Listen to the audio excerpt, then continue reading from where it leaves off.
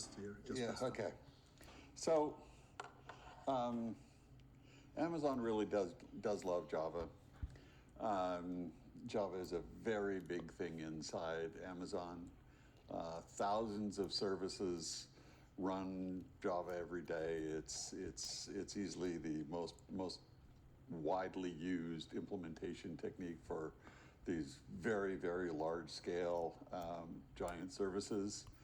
But sort of regrettably, historically, Java or Amazon's been kind of closed up about that, despite the fact that we have, our own internal support group that's quite large and does a really good job of sort of production support for an installation that covers like a mind-boggling amount of traffic and a mind-boggling sort of number of applications and servers. So what we're doing today is we're announcing something that we call the Corretto project, Amazon Corretto. And what it is a distribution of the OpenJDK that we're making available publicly to developers everywhere at no cost.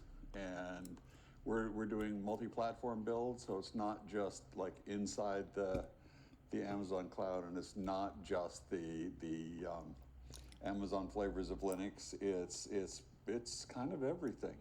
So it's just a downstream distribution of OpenJDK.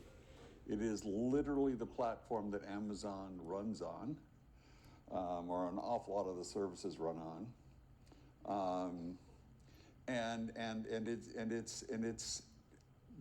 it's incredibly solid, right? So it's got all of our support work, and it's a complete drop-in replacement. When we long ago converted from the JDK to OpenJDK, there was a lot of apprehension in all of our engineering teams, but in actual fact, it just happened. It was straightforward. And one of the things that we're doing is that we're providing no-cost long-term support. So for things like JDK8, we'll be providing long-term support for a very long time. We'll be doing quarterly releases of everything. We may do more often releases if the opportunity requires, and it is 100% a drop-in replacement for any of the other OpenJDKs. And one of the things that we're doing is making sure that it's very multi-platform. So it runs on Linux, Windows, Mac OS, Docker.